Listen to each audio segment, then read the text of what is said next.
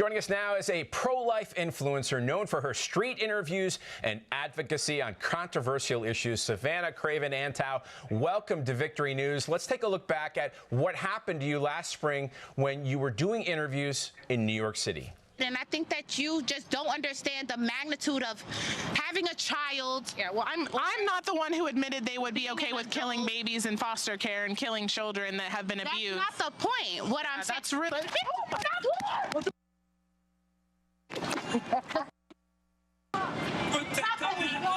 So, Savannah, tell us how that interview with Brianna Rivers went from a discussion to that attack. Right. Well, we have seen, especially in the past couple of months, that when somebody on the left disagrees with you, instead of just walking away or continuing to have a constructive conversation, they choose violence.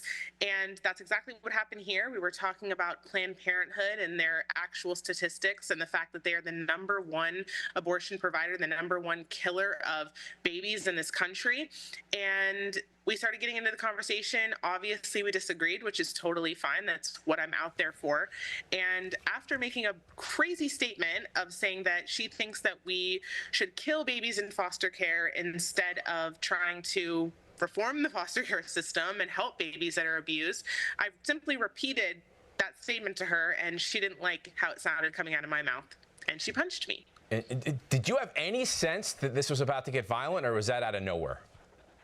No, I did not think that she would ever do something like that. I mean, it was very clear that she was frustrated. She started mocking Christianity. She was calling me names, attacking me personally. But again, this is nothing that I have not experienced before out on the street. People, especially in New York, have no problem with calling you names and, saying horrible things to your face. Yep. But somebody getting physical like that was something that I had never experienced before.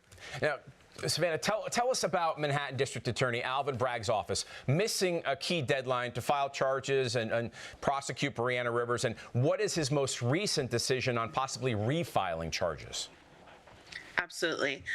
So, as you said, the DAs that were put in charge of my case, which and it's very important for me to mention that the one who was in charge of my case, the head of my case, he's not even a member of the New York Bar. So a simple law school graduate was put in charge of a very, very serious assault case such as mine, and he isn't even a member of the New York Bar. Like, how can that be something that is allowed?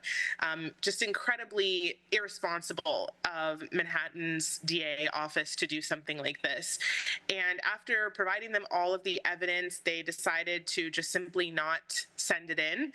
And within 90 days, if there is no evidence provided, the case simply times out. And so now there will not be a possibility for her to be criminally charged, unfortunately, because this is a dangerous individual that should not be able to be on the streets and just walking around people like this. She is a danger to society.